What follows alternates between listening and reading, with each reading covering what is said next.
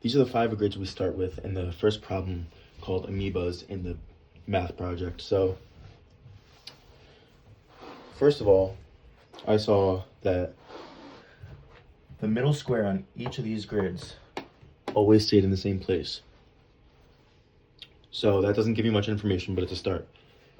Second of all, I saw that each square stayed on its own trail, if you would say, throughout its progress as it traveled. So the rule that I found is that the squares, they travel counterclockwise and on their own trail.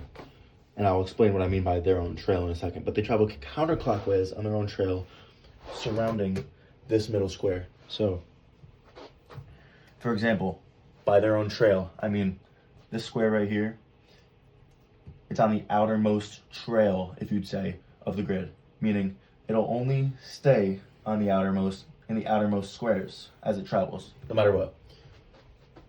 So that's this square, right? They're all like that, and we can prove it as we go. So to start off, if you look at this first grid, going counterclockwise on that outside trail surrounding this middle square, you'd say in grid two, that square from here would end up right here. It does. Now in grid 3, you'd say that this square right here would end up in this empty square in 3. It does. Now you'd say that this square would end up here in 4. It does. And so on. You'd say that this square would end up here in 5. It sure does. So we can do that for each of these squares. I'll do one more just for the time being. This square must stay on this trail around the middle, right?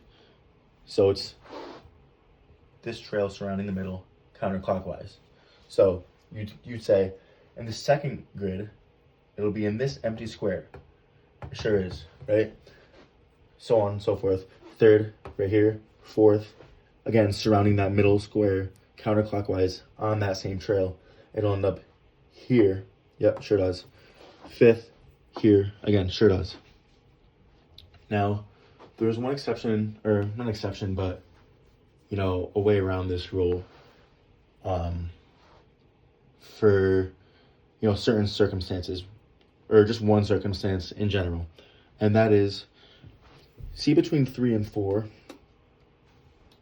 when you get to the transition from 3 and 4, you see that this square staying on, again, this trail around the center square in a counterclockwise fashion, it would have to go here, right? But that's, you know, this square right here is supposed to end up there, right? So this square here is supposed to end up right here. So what do? This square, yes, it'll move down to here in 4, right? This moves down to here in 4. Again, we're following the trail. This square stays, right, until there's an open spot. When this square moves down, this square will move down to where this square is. This square will move down to where this square is, as shown in 5. Now, staying on its own trail, this square will go here in 4 because now there's an open space. I mean in 5 because now, again, there's an open space right here. So again, reiterating what I started off saying is each of these squares will flow counterclockwise surrounding that middle square unless there's a square already in that position where it's supposed to be. And if there is, then it will then wait for that to move, be an empty space, so it could properly fit into that square. So yeah, that's my rule. Counterclockwise around the center on its own trail. Thank you.